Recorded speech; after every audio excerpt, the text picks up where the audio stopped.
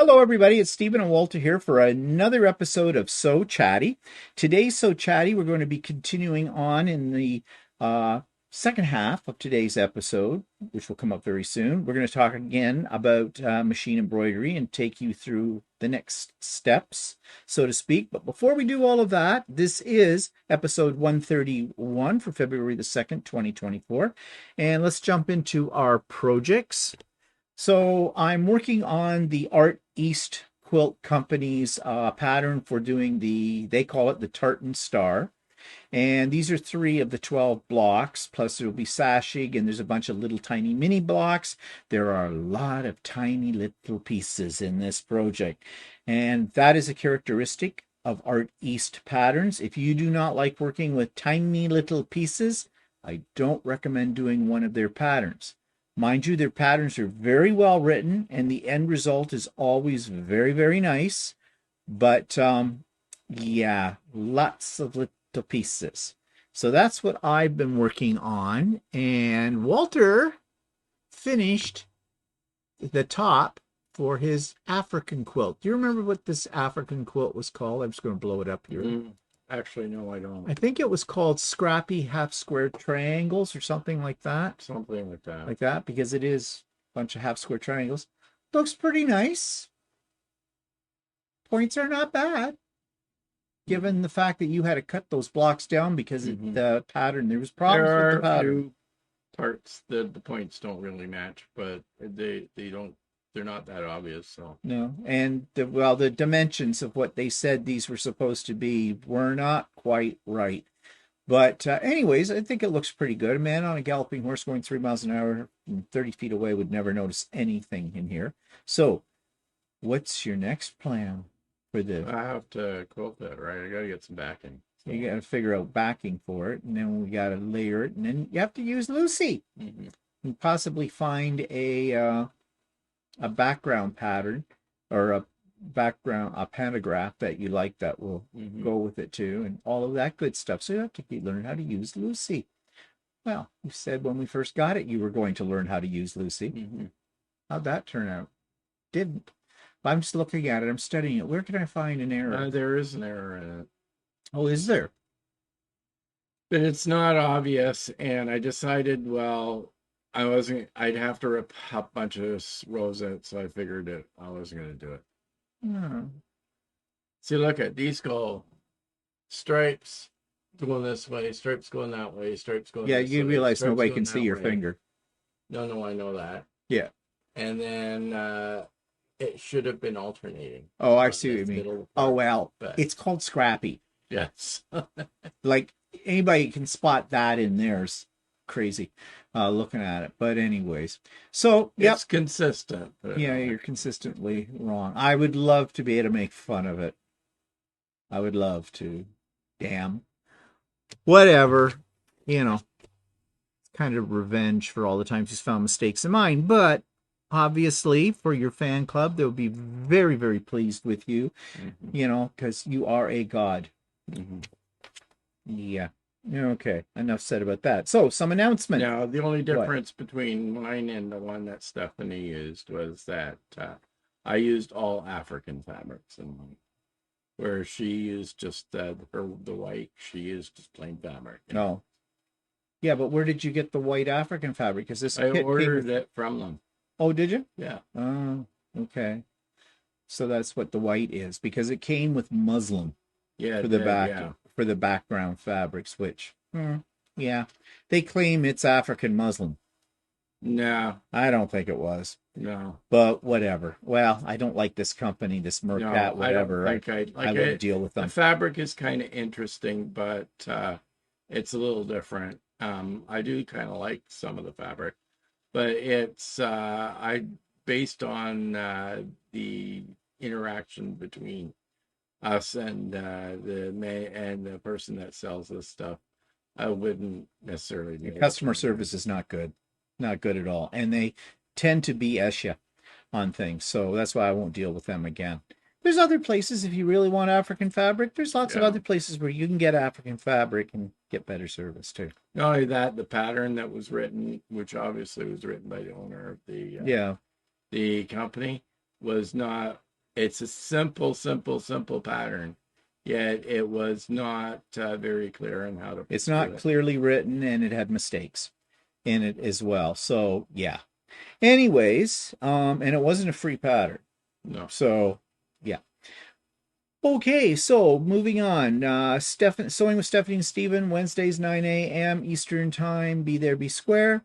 Links for all that's in the show notes, as you know.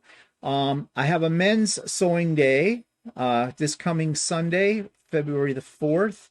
It'll start at 8 a.m. and run until 3 p.m. because we have to stop to give us time to get ready to do Stephen and Walter Live. So all men are welcome to join us for that. I have a mailing list, but you don't necessarily need to be on the mailing list because there's a link for it in the show notes below. The only requirement is that you are a man for it. Sorry, ladies. So that's this Sunday, February the 4th, starting at 8 a.m. It's come and go as you please. So if you're not there right at 8 a.m., it doesn't matter. And if you have to leave before 3 p.m., that's okay too. All right. And again, I'm going to say this. I say this every time, but I keep hanging on to it. We don't have a lot of guys joining us for this. There's been some that told me they were really interested way back when I started this back in the fall. Um, and we've never seen those people in some That or cases. they showed up once and then they never Never showed showed up up again. again. So, which is fine. They're prerogative. But, the only reason I'm doing it, continuing to do it, is because the few guys that there are some that are kind of regulars, and so it's kind of fun to get together with them. But yeah. Do you hear a little bit of disillusionment in my voice? Yeah, well, it happens. Of course, the women are all giggling, going, yeah, man, they can't make up their mind Yeah, well, about anything. mind you, since considering the vast majority of your subscribers are women, Yeah. and you on your regular show days, not every woman shows up there either. So, Well, no, I know, but well, I don't expect every man to show up either, but well, no, but if you really take probably the amount of men subscribers you have and the amount of I women know. subscribers you have, I you know what probably you're saying, the percentage might be higher. but what I'm saying is I had men who said for sure they were going to be Yeah, there and never yeah, showed yeah. up. There's That's one guy true. in particular. Yeah, He's told me I'm taking him off the list yeah, because he told me last time he was going to show up for sure yeah. And with then, it, yeah, and he didn't. So it's like something better comes up. I don't know, or yeah. maybe their wives won't let them come. Well, most of them don't have wives, so whatever. But that particular individual did. But anyways, moving on. I'm not bitter much. So let's talk just briefly about the 10,000 bash. Had some problems to the point where I'm starting to think, why did I take this on? I mean, I took it on because this is less organization, I thought, than what I do when I do my retreats that I do. And so I figured, hey, this would be pretty easy. Um, no, because a lot of people don't read or listen. I'm going to be upfront about it. Now I did have one problem, and I've put up two shorts explaining some things. I was sending out confirmation emails, but I was sending them out in bulk um, through my email provider, and I did something wrong, I guess, because people didn't get those. I think I have figured out what the problem is, but in the meantime, I've asked people to contact me if they did not get a confirmation email. The confirmation email tells you that yes, you are in, you have a spot reserved for you for February the 10th for the bash. And it also has a bunch of information about how the day will proceed. And there's two very, very important links in that email as well. One is for your copy of my quilt pattern, which is free. And the other link is for the actual Zoom link because this is not a YouTube live, it is a private Zoom event. So it's very important that you make sure you got that confirmation if you've already sent me the email and registered. And I will immediately send you the confirmation so you'll have that. Now, I also mentioned in one of those shorts that there has been a slight correction. Actually, it's an addition to the pattern. And if you've already downloaded the pattern, then you might want to go back to that link and download it again. It's not a different link, it's the same link. But the difference is I didn't really put in the pattern that you should trim down some of the 5-inch squares to 4.5 inches. They're the ones that aren't being made into half square triangles for that quilt pattern. Um, I thought it was probably very self-evident when you saw the assembly diagram that you would need ones like that, but never make an assumption. And one of my subscribers pointed that out to me, which I'm glad she did. And I have now made that addition to it. It makes it a little bit clearer. My first pattern, I'm learning on all of this. So, as I said, if you've already downloaded it like yesterday, I put the correction up first thing this morning. Download it again so you have that addition to it, but it's the same link that's in your confirmation email for that. There are still a few spots left. I think I'm at 80 people enrolled now, so I've got about 16 spots left. And, every hour I've been getting people who are letting me know they want to come, so I've been adding them to that. So I don't know how much longer it will be before I'm completely filled up. So don't hesitate. If you've been thinking about it, make a decision quickly, because, you snooze, you lose kind of a thing. And also, please remember, there's only one of me. There's a whole bunch of you out there. And when you send me an email and don't put your name in it, I don't know who you are. I need your first name and I need your last name. And please don't give me two different names. What I mean by that is some of you have an email address that comes up with one name, and this doesn't match up with the name you're giving me. Well, I really don't care if it doesn't or not, but if you don't sign your name and you expect that I'm just going to go with the name that's in your email, that may not be right. Like, some of you have suddenly become men. You're using your husband's, or you're using an email address that might be for your business if you're working or whatever. Well, is that the one you want me to send your confirmation to? Or do you have another one that you would rather I sent it to? I need to know that. Okay, be sure to put that in the email. And okay, this is going to sound rude. I don't need your life story in these emails. These are really to the point. All you need to do is put in, I want to come to the bash. My name is first name, last name. My email address is bang. That's all you need right now. If you have questions about something, send those to me in a separate email, please, because I may not see your question while I'm trying to process your email and get the confirmation out to you. Okay? It just makes my life a little easier, and it makes sure we're all on the same page and I don't miss anybody or screw somebody up. Okay? All right. So, enough about that. That's the business for the day. Now we get to the main topic. Now, last week we talked about the basics of getting a machine, what to expect, that kind of thing. And we also mentioned about the fact that we are talking about Janome machines for embroidery, right? For embroidery. Yeah. What else would I be talking about? Well, I don't know. Okay. I don't think you said embroidery first. Okay, well, it is embroidery. Okay. And so we have a 550E. Both of us have 550Es, Janome.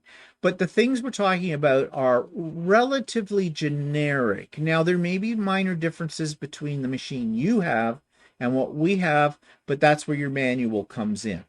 But if your machine happens to be a Janome 500 or 450, I believe they're all those machines, the 450, the 500, and the 550E are all basically the same. It's just the size of the hoops are different. Yeah.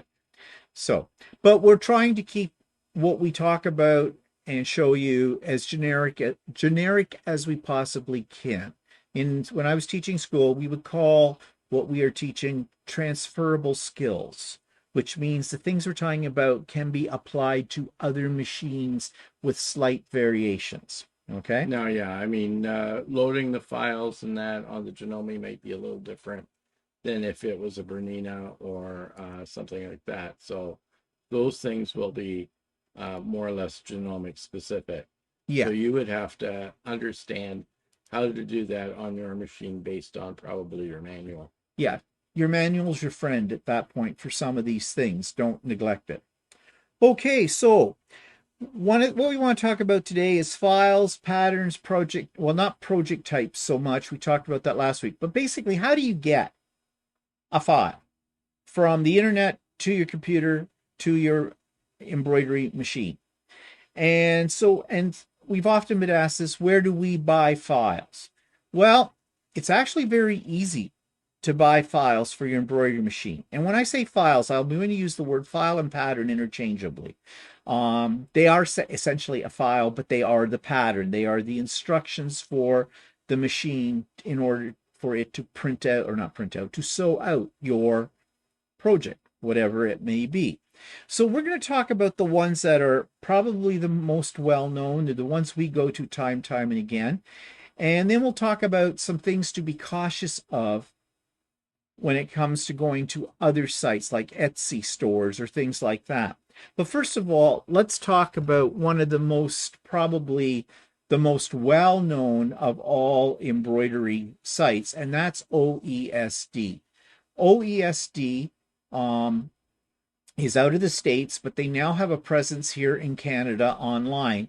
And you can buy physical products from them as well as digital. And we'll be talking about digital today, which is basically the file, how you download it, get it onto your embroidery machine. But they do sell threads.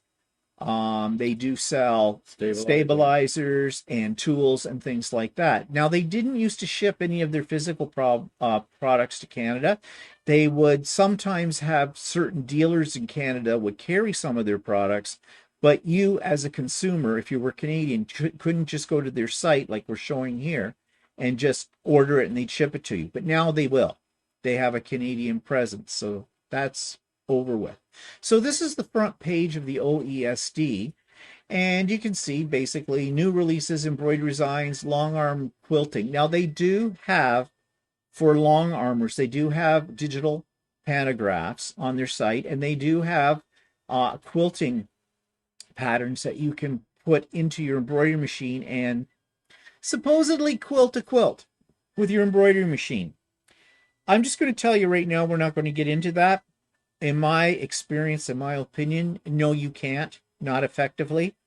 Not unless it's a very small project. If it's anything that's smaller, that's a baby quilt or smaller in size, you could probably do it. It's still not an easy thing.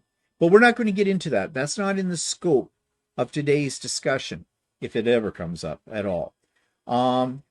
And they have clubs and things where you can get so many embroidery things every month that they curate a package of these and stuff like that. But essentially, how most of these sites work is they'll have a listing. So if we go up here to embroidery designs, if I get my cursor to move, there we go. And you can see how they have, in this particular site, how they have organized it. They have it under themes and techniques and artists, collections, single patterns, bargain collections, and then those are all subdivided into other things as well. And this is a little bit, I don't really like the way they have this set up, because what if I want to browse? Well, you can. I suggest, because they have hundreds upon hundreds of files, that if you're not sure what you want, or you're looking for something new to do or something cute, get yourself a cup of coffee, sit in front of your computer for a couple of hours and browse through all of their designs. Yeah, you can be a little overwhelming at how much is available for your embroidery machine, and you can go down what people call a rabbit hole. Yeah, and you will go down a rabbit hole. Because this is a lot of fun. It's very exciting, and before you know it, you'll be filling up your cart with all kinds of patterns and things. Now, are they expensive? They can be, if you buy whole complete collections. But let's just first of all take a look here. They got one called Singles. So if we go to Singles, this isn't a dating site. They will show you again, they have different categories. You can do cards in embroidery, by the way. I have tried that. I don't really like it myself. You're punching through cardstock. And I don't know. I don't think it's some things are interesting, but you can see here, they give you full size pictures of what the final project is going to look like. And they give you the price. And you can see the prices go, $2.99, $3.99, $4.99. These are the prices for single designs. Single designs, and you have to remember this is American dollars. This is an American dollar. So if you're Canadian, it's going to be a little bit more. But if we go back up here to the top and go to collections. So let's say that you were into, I don't know, freestanding snowmen. Okay, let's click on freestanding. Notice this is $29.99, but that's because it's more than one design. In this case, this is actually a special project. These are all the parts. This is one of these 3D projects that we're going to talk about later in the series. But you see, this will make 3 of these snowmen, and they're fairly substantial. And now they're saying here it's $41.42 for this. And it'll say 36 designs here.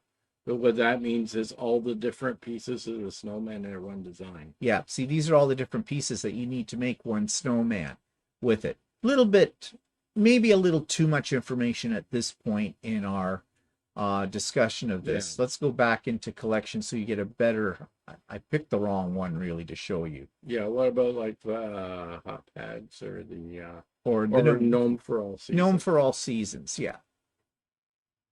Okay, so gnome for all seasons, $41.42. That's 7 designs. Oh, by the way, you notice I'm in the Canadian. It recognizes me as a Canadian. So these are Canadian prices. It told you back when we were back in there. Okay. When we were here, it had a different price. Where is it? $29.99. Yeah. But it recognizes me as being a Canadian, so when I clicked on that, it went in and it changed it to what it would cost me in Canadian dollars. Yeah. Which is okay. It's nice, but you can see how much more expensive it is for us Canadians. But in here, this design included in this collection, the design. So all of these. Now, within collections, you can often buy just a single design. So I went in this collection, but let's say I just wanted this one, the Love Gnome. It's $4.99. It's $4.99 Canadian. I can buy just the single one. Is it Canadian or is it American? Is it? It's confusing the way it does it. Actually, it's not letting me. What about if you click on the name? Love Gnome. Oh yeah, there we go. Yeah. See, no, see, $6.89. Yeah, this can get a little confusing if you're Canadian. Okay, yeah. With it, but that's what. So it's $6.89 for that particular pattern. So I could buy it separately, or maybe I like all of the gnomes.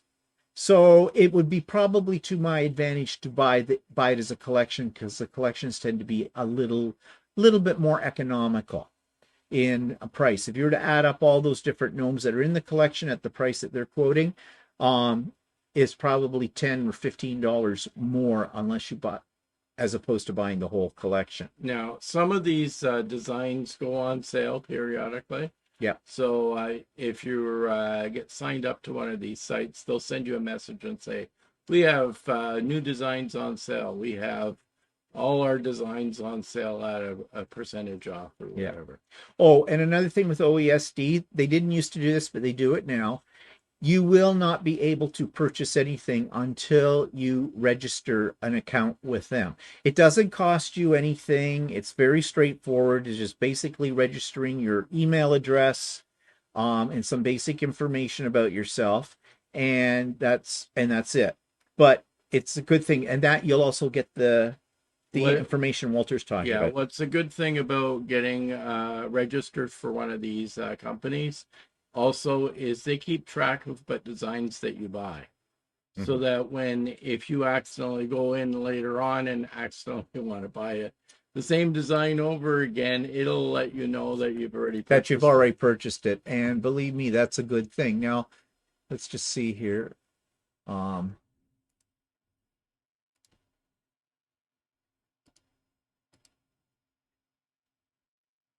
Oh, maybe I'm not registered. They just changed this around. So they just changed it from Embroidery Online to OESD, so you may not be registered. No, I don't think I'm. Just a second here. I might be. I should be. So I just bought some things off them, I thought, not too long ago.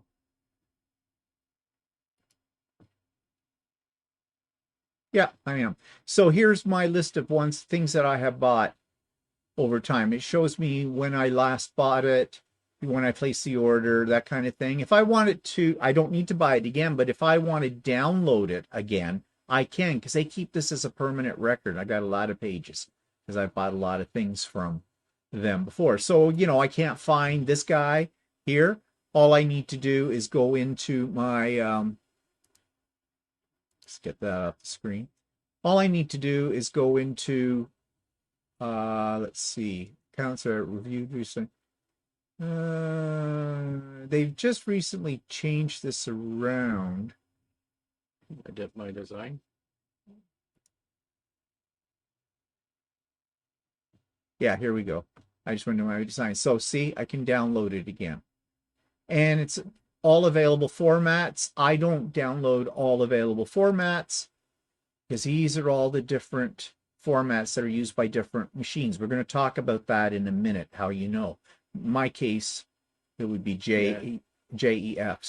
Yeah, and Janome files are all have a suffix of JEF, so it'll be the name of the design .jef. If you're running another kind of machine, it would be a different. Yeah, we're going to talk about that. But anyway, yeah, they're JEF, and JEF stands for Janome Embroidery File. Yeah, hard one there. So anyway, so you don't worry too much if for somehow, say you saved all these files onto your computer and your computer crashed and you lost everything, your hard drive went, whatever, you can come back on the site at any time and re-download your file. Most of the companies allow this. There are a few companies that put a limit. They say you can only download it 50 times or something like that. But OESD, it's for life, so you don't have to worry about that. And so really that's all there is to picking up, oops, it's the wrong one, where is it?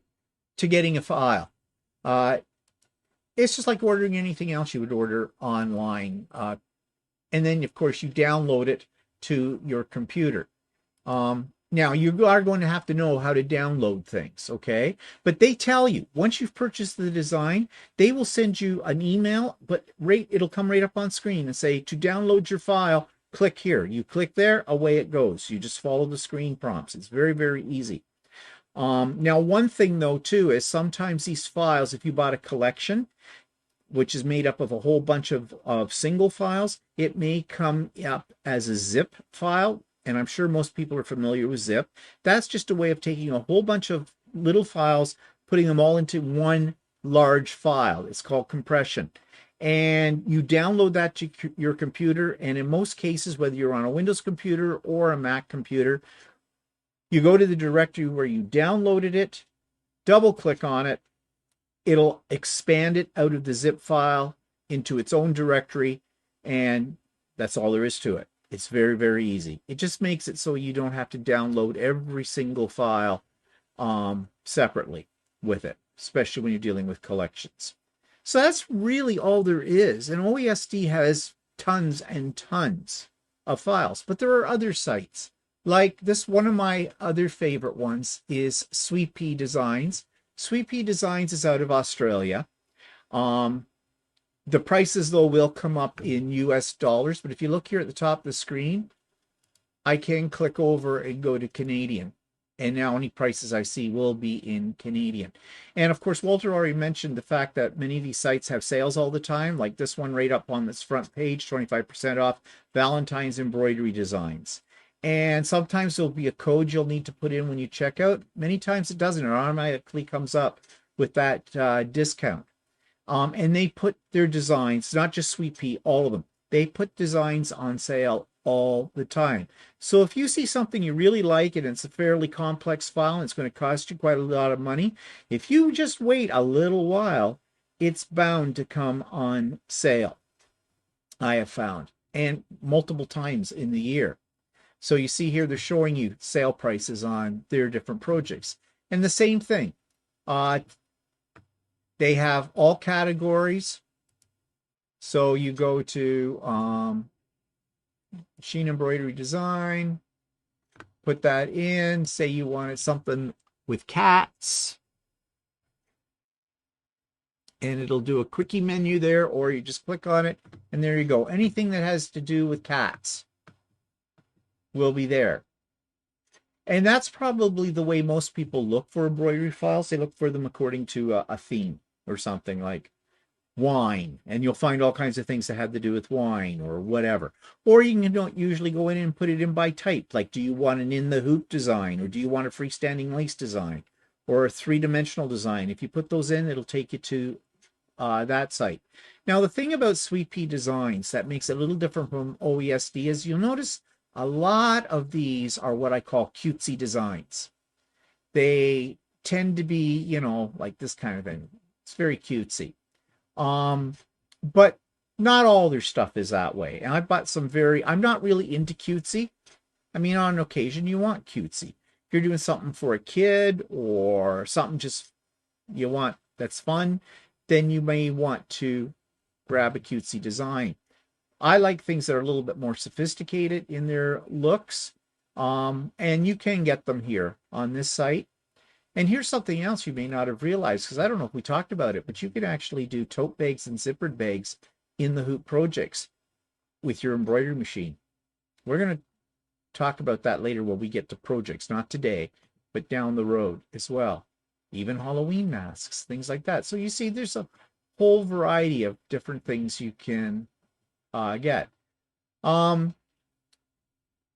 Another one is Designs by Juju. I buy a lot of their designs. Especially when it comes to in the hoop projects, I really like their projects. And usually, especially for in the hoop designs, there will be instructions included in the file you are downloading, or it'll be a separate file, but it'll be attached to the file. And it's a very good idea to download that. It's a PDF usually. You can print it out or read it off your screen, and it takes you step by step as to how to actually do the project. And I have found that Designs by Juju, their instructions are very, very good. They're very thorough, very clear, and they have pictures all along the way as to what you do. So if you follow their instructions, you won't have any problem. And again, they have tons and tons of designs. Prices vary, but they're very good. Now, I was talking about something a little bit more sophisticated. Well, the Urban Threads tends to have things that are a little bit more elegant. You see, for example, they're showing this Celtic knotwork designs, tarot card designs. But you see here, these are much more elaborate designs. So if you're looking for something that's a little bit more challenging, but something that gets away from the cutesy, they do have a little bit of cutesy, then this is a spot to go to as well. And again, it works just like all the other ones. In fact, I think Urban Threads is actually owned by OESD. Yeah, like Urban Threads has a couple of different companies that they're linked to, like I think OESD, Embroidery Library, and Urban Threads are all on. Yeah. And they used to have one called Scissortail Designs. Scissortails had a lot of really quirky kind of designs in it. It still exists, but they've now sort of melted it right into the OESD site, it's as opposed to being a separate site. Another one that I like, Embroidery Designs. Again, it works the same way, has the same kind of variety, but they're different designs. Like here's something like you want Taylor Swift, you can do Taylor Swift silhouette. Prices are all about the same across the board, I have found. And here they also found felt that this machine embroidery downloads, they tend to have more simple designs. Yeah. As opposed to like Urban Threads designs. Yeah. But they don't have the same designs. There may be a little bit of overlap in some cases, but usually they're all very, very different because these companies develop their own Not only designs. that, all the companies that we're showing right now, all of their designs have been tested over and over and again. So, Yeah, can you hold that yeah. thought? Because too much information at the moment. We're going to come to the problems with downloading in a moment. But right now we're just showing you our favorite sites that we go to. Um, and then there's one called Machine Embroidery Designs, or it's called Embroidery Down Library. Um, again, works the same way. Their designs are sometimes a little bit more sophisticated with larger thread counts and stuff. Yeah, and you can see like, well, take a look at this one. This kind of thing right here. That's a very intricate rented lips design, and it's even got what looks almost like trapunto in the background, the quilting design. And they're advertising here for Urban Threads as well. Yes, because they're linked linked to that. Yeah, and they do have how-tos as well, like how to embroider on tea towels, how to add embroidery to glass blocks. Well, there's something. Machine embroidery, freestanding lace, like they will have design ideas, project ideas, and they'll have how-to videos. All of them have that. Sweet Pea actually has a YouTube channel as well. Now there are some other ones that are honorable mention that I buy from. Creative Kiwi, which is out of New Zealand. They're a great site. They tend to be a little bit more on the cutesy side, but they have some very excellent videos on YouTube showing you step by step. They take you right through how to do some of their designs as well. So lots and lots of resources out there, especially when you're first starting out. You'll want to take advantage of that kind of thing. So what Walter was starting to talk about here is some warnings we have about when you buy your designs, going to sites. These are just a few sites. If you do a search, machine embroidery files, in Google, you're going to find all kinds of things. A lot of them are going to take you to Etsy. And what were you going to say about that? I was just going to say that, like the main design companies that we've shown you, their patterns are tested over and over again. So it's rare that you would have a problem with the way it stitches out on those companies' designs. But sometimes people make their own designs and post them on places like Etsy. And sometimes those designs aren't as well tested and can cause you problems. So probably in the start, if you're new to machine embroidery, it would be best to try and stick to a brand name company when you buy an embroidery file, because then you would learn more how your machine works and everything else, and not worry too much about if something goes wrong, that it's the pattern that's causing the problem and not the machine. If once you've gotten really comfortable with using your machine and you happen to see a design on one of those Etsy places, you might buy one, but you may have a problem with the way it stitches out. Yeah, because people on these main ones that I'm showing you, they have professionals who know how to do digitalization. They have specialized software for it. It's not just a question of putting in a picture and trying to copy it.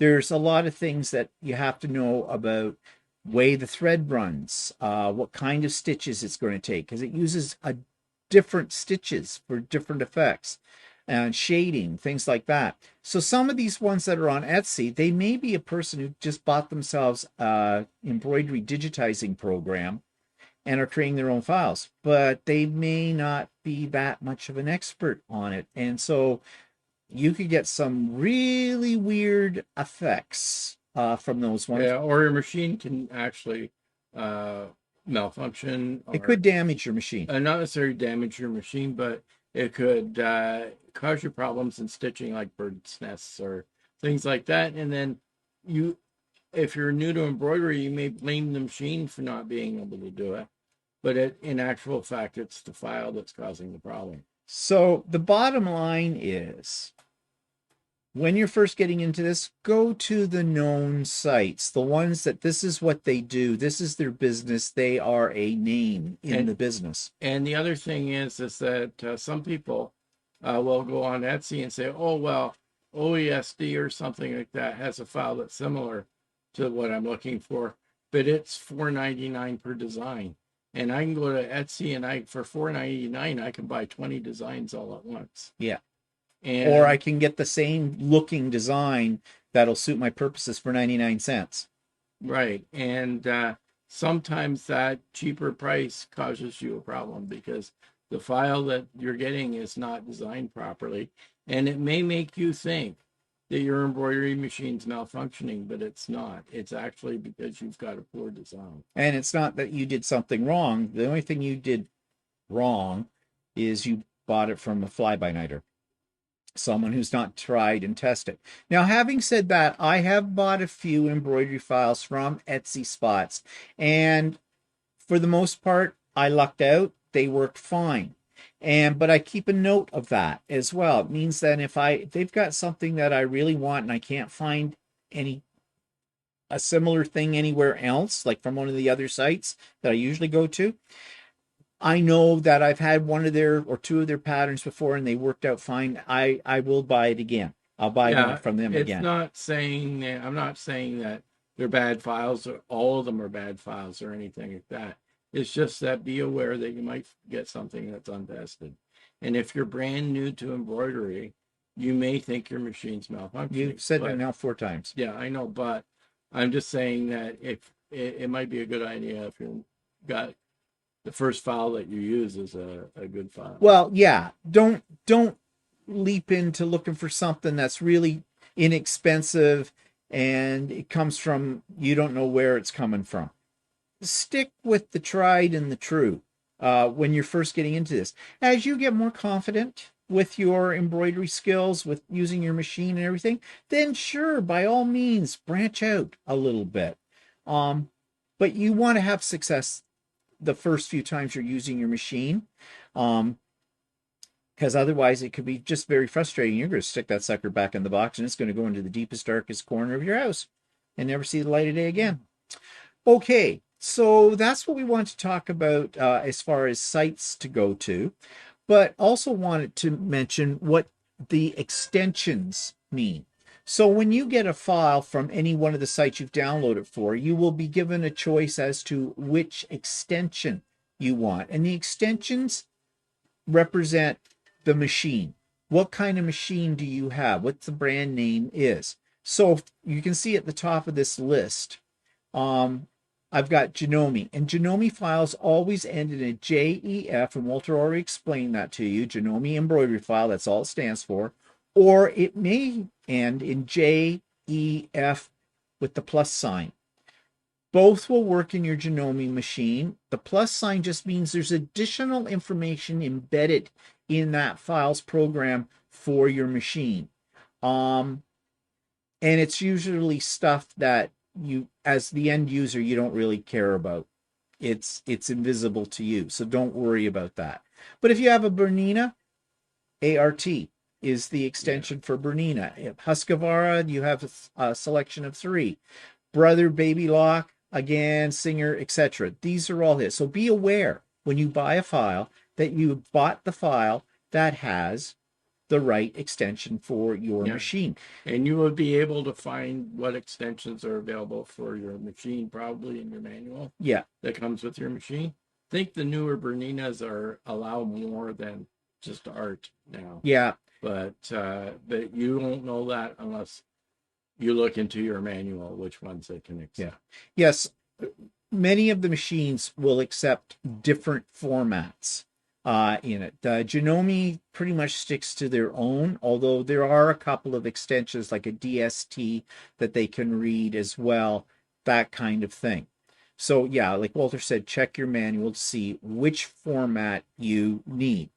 Okay, so how do you, once you have located a site you want to buy a file from, you've bought the file, you've downloaded it to your computer, now what? How do you get it onto your embroidery machine? Well, this will entail having a USB drive maybe a cable. Most though it's a USB drive. So you're going to have to stick your little USB drive into your computer. You have to know how to copy files from one directory to another directory, and that's beyond the scope of this right now. That's just basic, essential, fundamental computer knowledge. And just a side note here, you do need to be familiar with how a computer works in terms of its directory structure, how to copy and paste files as well. If you don't know how to do that, don't buy an embroidery machine until you have learned how to do that. Because what you are essentially using is a computer for embroidery. Your embroidery machine is a computer. Okay? Its internal workings are all designed around a computer program that reads files, and those files tell it what it's supposed to do. So you need to understand the basic fundamentals of computer directory systems, okay, for that. You also have to make sure that the memory that is used by your embroidery machine may vary depending on the brand. And what I mean by that is you can get a USB drive that'll hold what? Megabytes, 256 gigabytes. gigs. Yeah. Yeah. Gigabytes of data. Your machine probably can't read a USB that's that big. For example, our Genomes can only handle a USB drive that has 16 gigabytes of memory. That's not a lot, but actually embroidery files, you'd be surprised how many you can get on one little USB that's that size, because the files are not that big.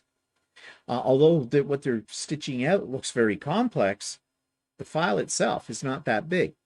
But if I was to stick in a 32 gigabyte USB into the side of my Janome machine, it won't read anything because it won't recognize it. So you have to make sure, and that'll tell you in your manual, what the maximum size is of the USB drive that you are going to use with your embroidery machine. Okay. I mentioned a moment ago that in some cases, some come with Janome do with a cable that basically plugs into the embroidery machine, and then you can plug it into the USB port on your computer.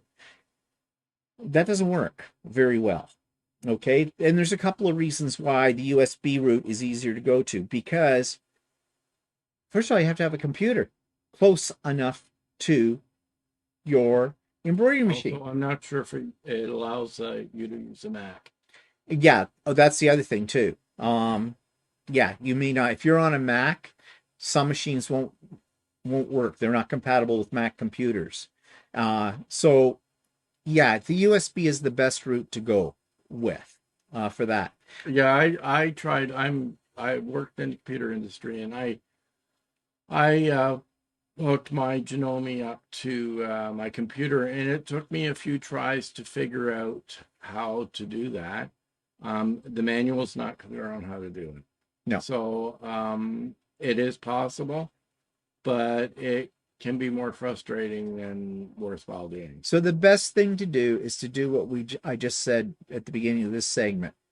Get a USB drive that's the right size for your machine. Know how to copy files to that USB so that you can plug it into your machine. Now, I created a little short little video that I'm going to insert here right now that talks about how I'll show you how to get your files from your computer onto your embroidery machine. I'm going to insert that here.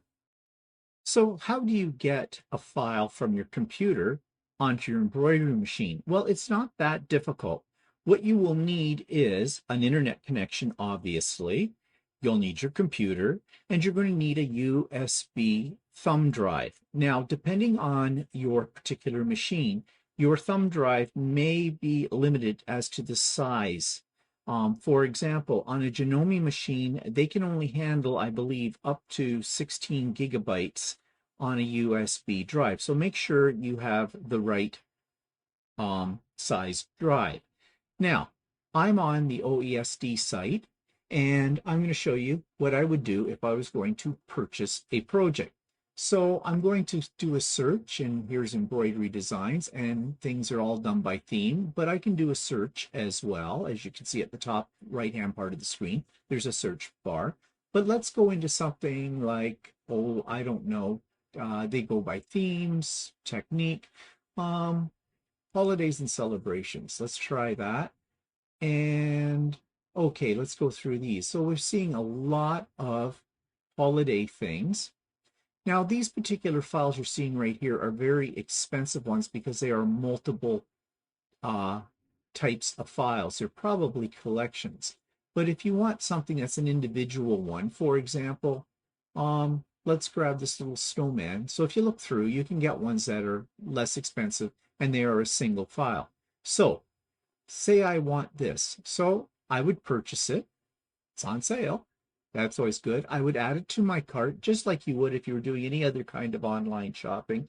Go through their checkout method, and then what they're going to do is come up with a information on how to download the file to your computer.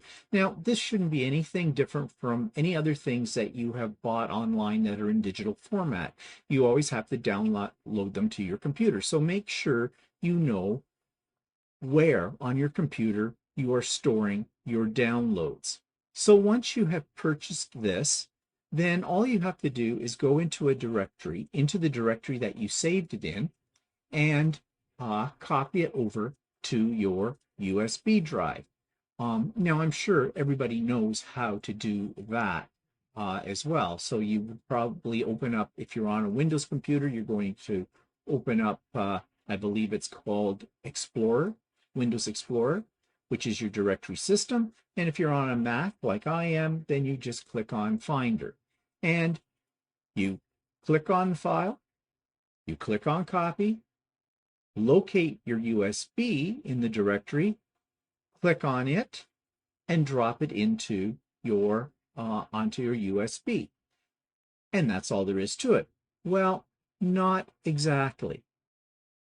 This is my USB drive that I'm going to copy a file over to. But there's one thing I need to do before I can make this successfully readable in my Janome embroidery machine. Now, I'm talking about a Janome embroidery machine. I'm not sure how other brands work, but Janome wants you to have a directory on your USB that's called EMB, which basically stands for embroidery. And this is where you're going to put any downloaded files that from the internet. You're going to put them into this directory. So you can see here I have several things. Ignore this one that says EMBF folder. As long as you can place another folder under the EMB that contains your embroidery files, for example, if I open this one up, you can see I have several files in here. And these can be very lengthy. Usually there's a PDF file somewhere in this that will tell you, in this case, there's a doc and a PDF that give you instructions on how to do whatever this project is. This project is not a simple project. It's an in the hoop table runner, so there's more instructions. On a single file, you might only have a color chart, just showing you the color changes in the overall file. So you can have subdirectories in here, and this is where it gets confusing. And this is what I said when I talked about, or when we talked about different extensions. Anything with a JEF is a file that's meant for my particular machine, but they have all machines. And this often occurs when you're downloading a file from an embroidery site. They will have files that will work on a variety of machines. They're usually not dedicated to only one type of machine. Why would they? It kind of cuts into their profit, doesn't it? So this is, and let me close this folder up here so things don't look as confusing. So basically, you have to understand how your directory system works on a computer. And once you have your file copied over to your USB drive, then you can take your USB drive out, put it into your embroidery machine, and call it up. Now, another thing though, many times embroidery files that you buy online will be zipped up. They've been compressed because they may have multiple parts. And so they create one file for downloading. You will have to uncompress or unzip that file on your computer. And usually that's just simply by double clicking on the file, and it will expand it into wherever you put the file when you downloaded it. Once it's done that, then you just copy that directory that the unzipped files were put into. You just copy those over to the USB drive. If you're not sure about zip files, and really if you've done any downloading on the internet in the last 10 years or longer, you're probably familiar with zipped files. So I'm not going to spend time discussing that here, but just beware that if you try to copy the zip file over to your USB drive and then put it into your embroidery machine, you won't see anything because your embroidery machine does not recognize a file with the extension zip. It'll only recognize a file that has an extension that matches your machine brand, like in Genomi's case, a JEF file. Okay, you're on. Okay, so Walter's holding the camera right now, and we're doing this, well, it's really not live when you see it, but it's live at the moment as we're recording it. Here's my machine, my 550E. It is not turned on right now. You've already seen this machine in session number 1, and all machines are basically the same. You have the machine, you have the arm that the hoop goes onto, you have the needle, all of that kind of stuff. But what I want to focus on is, now that we have transferred our files to our USB drive, here is my USB drive. Right here, see that tiny little thing that's only 16 gigabytes. It goes into the side of here. Now, when I turn on the machine, watch what first happens. So I'm going to ask Walter to focus here on the front of the machine, especially on the screen. And I'm going to hit the power on.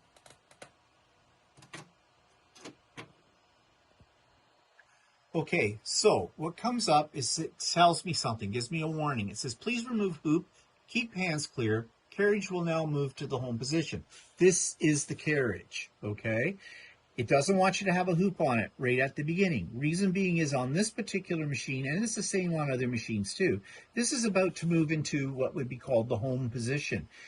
If you had a hoop on here that is a little bit small, when this whole thing moves over, and you'll see it in a minute, it would be pulling the hoop with it, and it might catch on your needle and on your foot. And so that's why they're giving you that warning. So here we go. I have got a hoop in it. I'll say, okay. So you see it's moving to the home position. This is the bracket that will hold the hoop. Okay, so it's all clear. Now, it asks me another question on my machine. Resume last pattern. Okay, what that means is if I had a power failure or I didn't get finished a job I was doing and I had to go out and I turned off the machine, it remembers what you did last. And I think all the machines have this feature. It's a safeguard because if you're in the middle of something that's taken you 1.5 hours to sew out and suddenly the power goes off in your house, you don't have to start all over again at the beginning. The machine remembers where you left off. So if I want to do that, I would say okay, and it would tell me which hoop I should have in the machine. I'd have everything in here already that I'd already been working on. It would move into the last position it should be in, and it would carry on doing the sewing with it all. I'm not going to show you that, though. I'm going to say exit out, exit from that, and I have this basic screen that has 3 things. One shows a flower, one shows letters, one shows a grid.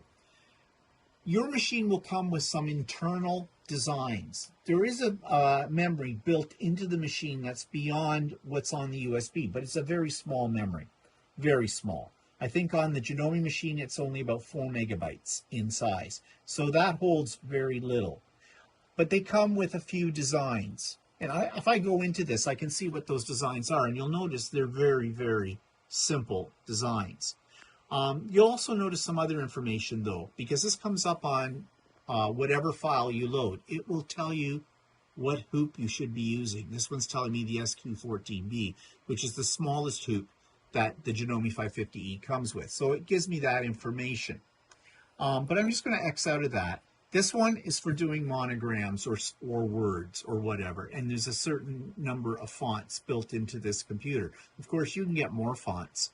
You can buy them for whatever alphabet you want and put them on your USB and call them up. So let's get out of that. This screen is important, but we'll come back to that. That's the editing screen. But I wanted to show you how I'm going to get the file that's on my USB drive onto my machine so I can work with it. So I have a selection of things here, and we already went over what these were in session 1.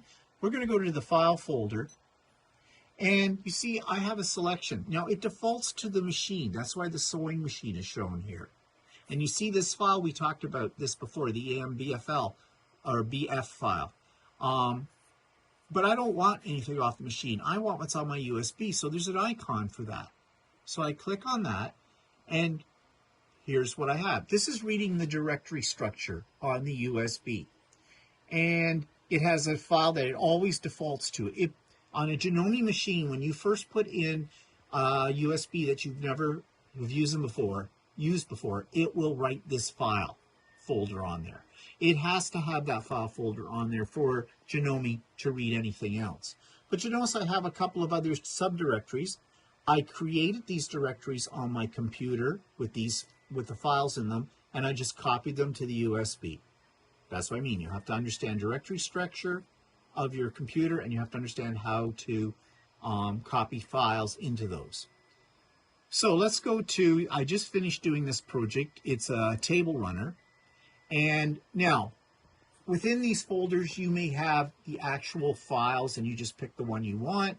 Or in this case, because this comes with a variety of sizes, depending on what hoops I want to use, there are subfolders. So I was using the biggest files because I wanted the biggest table runner I could make. So I punched on that one, and now there's more directories because there's many, many pieces to this particular project. If it was a single design, I wouldn't be going through all these. It would come up right within the first keystroke. So I'm going to go into block 1, and it's going to show me all the files that I need for block 1. Here they are. It gives me pictures. Those are very difficult to see, I find. And this is why printing out the PDF file that shows you how to do the project is a good idea, because they will have better pictures of what the final project and parts of the final project are going to look like. I usually flip over to this. There's different ways to organize it. You usually have a selection. This one spells it out for me. So you had those things on the top here to switch that around. Yes, like these right here. Yeah, so this one was the one it defaults to, which gives me the picture. The one in the middle gives me a little larger picture and more of the title. You see, notice though the title, depending on how long it is, it can only handle about 8 to 10 characters on here. So there's more to it. So that's why you have the dot dot. So to get the best readout, so now you can see the whole name because there's more space. And I pick which file that I want. Now, you'll notice there's something here. I told you before about extensions. DSTJEF. Because it's a Janome machine, I want to use the JEF because it's a fuller version of the design. The DST is actually more of a line drawing. Because this is an in the hoop applique project, the DST would just give you the outlines, or you could use that to pre-cut your pieces. I don't do that. You don't need to do that when you're doing in the hoop applique. But some people like to do that. It's closer to what it might be like to doing applique on a sewing machine, where you cut out the individual pieces in the shape they're supposed to be. That's what that file's for. I never use that file. Again, later down the road when we start talking about projects and we get into in the hoop applique, you will see exactly what I mean. So I want the JEF. This is the file I want. I click on it, and it gives me a warning: keep hands clear. Hoop will now move to center position. Oh, and just as an aside here, you notice you have a long arm here. Make sure you're standing right close to it. You don't want this arm running into anything. And make sure the area all the way around your machine, to the sides, the front, and the back, are clear of any obstacles like a wall, a pile of pencils or rulers or whatever. You want to have clear space all the way around this, because if this arm hits something, it could put it out of alignment or could put your hoop out of alignment, and then your sewing's going to be all wonky. So I click this, and this is going to go to the first position for this design. And now I'll put in my hoop. It tells me up here on my machine, and all machines will tell you which hoop to use. It wants me to use the SQ20B, so I would grab that hoop. I would get my stabilizer in there, my fabric in there, if I need fabric in there, and I would mount it onto the arm, and then I can go with my first stitches. It also tells me here what size this hoop is. My pattern is 7.9 inches by 7.9 inches. It's square. So I click OK, and at this point, I'm ready to do my first color. Now, in this screen below, it shows you the colors, what's coming up in order. This particular file is telling me a color. Other files might just give me a number. Usually on this machine, with most files, it'll say Janome 295, and it'll show a little color square showing you approximately what that color looks like. And this is where people get a little hung up. Okay? They think they have to have the exact color. No, you don't. It's a guide. There are programs, apps you can get for your phone or for your computer where you can put in a certain brand that might come up on here, because this machine will let me switch from Janome threads to different manufacturers' brands, and they will come up here if I switch over to it, and it'll tell me the number. However, I use Floriani. Janome does not have a Floriani setting. So I use a third-party app on my cell phone, and I plug in the number of the Janome thread that this machine will tell me to use and find the equivalent in Floriani. But it may not be a color I want. You are not married to this color suggestion. You might not want the bunny's nose to be a bright pink. You might want it to be a dark red or something like that. Feel free to pick the color you want and put that in. The machine does not know what color you have selected. It's just making suggestions. Yeah, so like in stuffs, I use a completely different thread called Super B, and there's no guide for it, so I guess what I want for the design, and sometimes I change my colors based on what my preference is. Yeah, so don't be afraid to do that.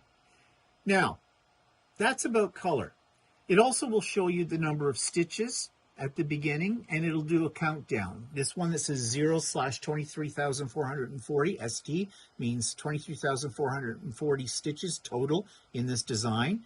That's a fair number, not the biggest though, but it's a lot of stitches. It's also going to tell you how long it's going to take, approximately. It says it's going to take 64 minutes to do this one design at 400 stitches per minute. Now, your machine will have a way that you can adjust the speed. This machine will stitch out at what's the highest? 860. 860 stitches per minute. I have chosen to do mine at the slowest speed. There's a reason for that. Speed can kill. Walter runs his at full speed. I run mine at the slowest speed.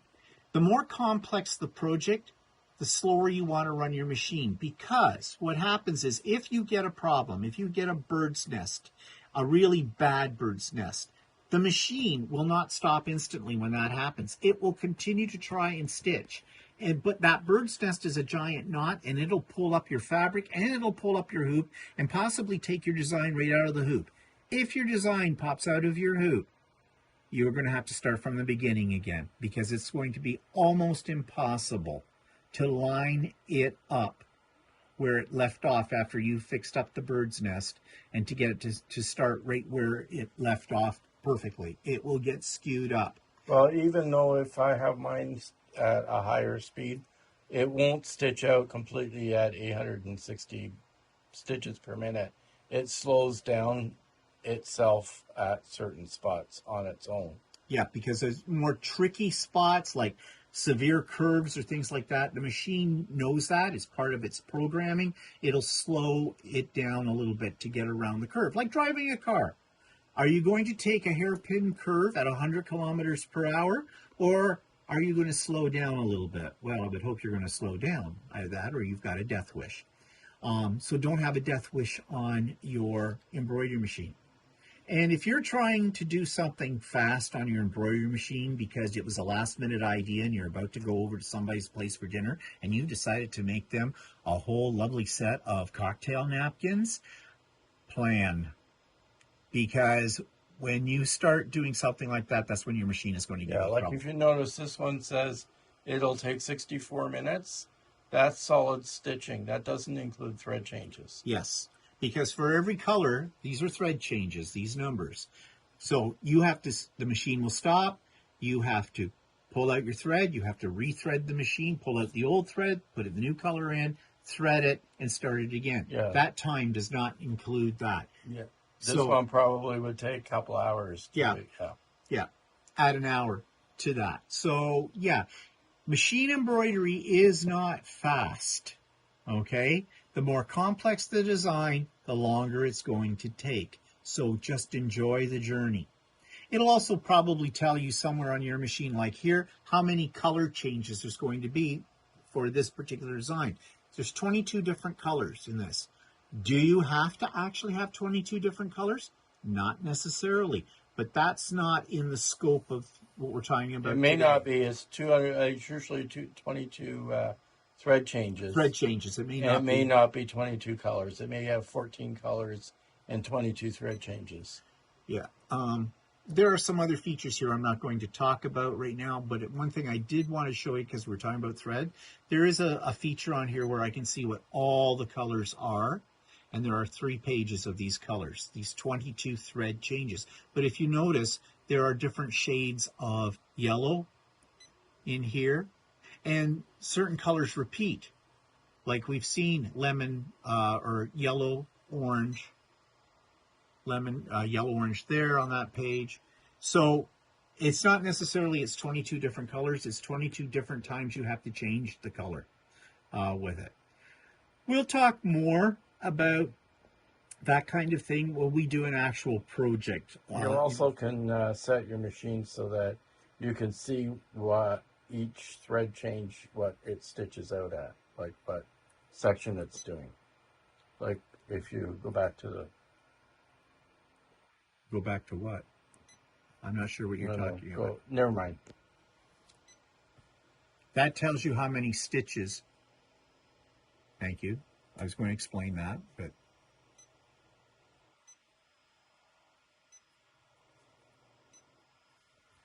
that shows you what color that blue is stitching out. Yeah, it'll show you the individual stitching when you push that particular button. So when it goes down to the next one, now you see what's going to do there. And I'm just going to go down further because this is an in the hoop design. So some of these are what they call cut lines and tack down lines. If I get though into the actual pattern. So there's some of the pattern coming up. If I push that again, I see where that's placed in the whole overall design. And there it is individually. Again, this is where your manual is going to come into a play because it will show you what each of the buttons does. Now, one of the buttons I wanted to explain to you is I'm going back to the home screen. And this is the editing. There is a certain amount of editing you can do of a design within the machine. However, it's very limited. And if you want to do you really want to get into design and altering of files, you will need a standalone program that goes on your computer called a digitizer. Janome has one. It's called Artistic Digitizer. We own it. Very complex program, very steep learning curve. Neither one of us. We have played with it. I've done some minor things in it, but... And we're used to playing with computer programs. Yeah, but if you're not very tech savvy on a computer, it'll be overwhelming for you. Yeah. So we're not even going to get into that because that's almost a whole series on its own, and we are not experts, so we're not going to even delve into it. But you don't necessarily need that. because unless you're really somebody who's gung-ho about designing right from scratch your own embroidery designs, why would you? When you have all of those different sites you can buy, all hundreds and hundreds and hundreds of different files from, you're bound to find something that will appeal to you. But let's say you want to do a little bit of minor editing, like size, okay? So if I click on this one, there's my pattern. It's in a grid. And I have a lot of different icons. I'm in the editing screen right now. It'll allow me to choose a different hoop. It'll allow me to duplicate the pattern. Say the pattern was small and there's just a little piece of it up here, but I want it to be in the 4 quadrants that are being shown here. I could use the duplicate for that. I can get rid of the pattern by trashing it. But the one that is probably the one that people use the most is this one, which is basically size. So you see here, the size of this is at 100%. I have a minus button and a plus button. It means I can increase the size or I can decrease the size. Why might I want to do that? Well, let's say I want to add a little bit of monogramming to this, or a title or something. But this is filling up my whole hooping area. So I might want to shrink it down to give me some space to add some lettering to it. But there is a limitation.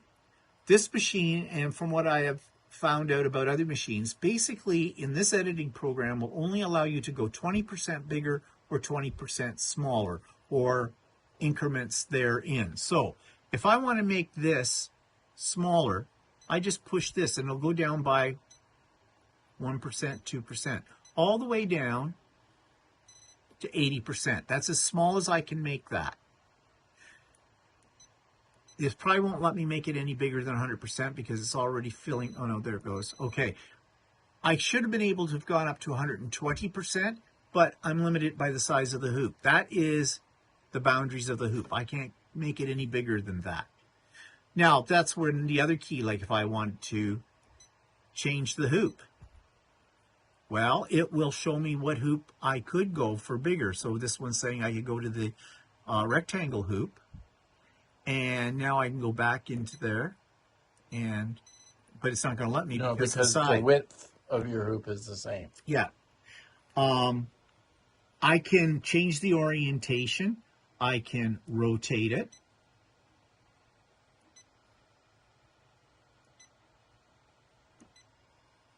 And now, if I go back into the size, no, I don't think you'll allow it. Maybe it won't. It probably won't. No, because it's already at the square. Yeah. But you see what I'm saying is you can sort of change the size. You can sort of change the orientation. There's a couple of other things you can do. You can flip a design around. Sometimes this is handy when you hoop your fabric and you accidentally hoop it upside down. So you can change the orientation and have it stitch out upside down. But it's a very...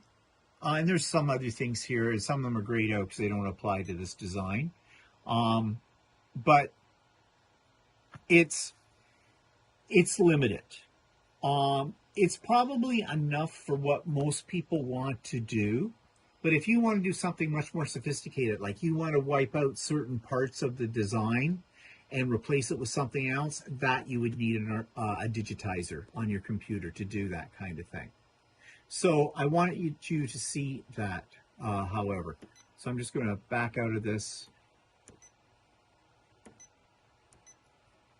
And I'd have to load it up again in here because I wiped it out. That's a little different one. But anyways, okay, so I'm back to square one.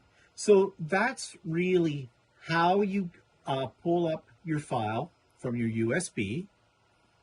That's the limited amount of editing that you can do within the machine itself. And then from there, once you've got your hoop on, your stabilizer on, your fabric there, and you've picked your colors, away you go and let it do its thing. And just follow the on-screen prompts. It'll tell you when to color change and what color is going to be next, and you just carry on with it all. Also, if there is printable instructions, which you usually have for anything that's more than a single design, something like a table run or something like that, follow those as well. So that's all you have to do here. So we'll go back to the main computer. Okay, so Walter just said to me, couldn't you have picked a simpler design to show? Yeah, I could have, but the principles are still the same. Okay, that are there. I forgot that the USB I had in there had the folk art, the last thing I was working on. But it works the same way with them. Again, use your manual because all machines have slightly different controls. Same principles apply, just different controls. Okay, so that takes us now to our next session, which is next week, and we're going to talk about stabilizers. Stabilizers can give you a big headache, and they don't need to. But when you're first getting into machine embroidery, wherever you bought your machine will probably sell stabilizers, and they'll probably want to sell you a whole armload of different kinds for every occasion. Do you need all those different stabilizers? No.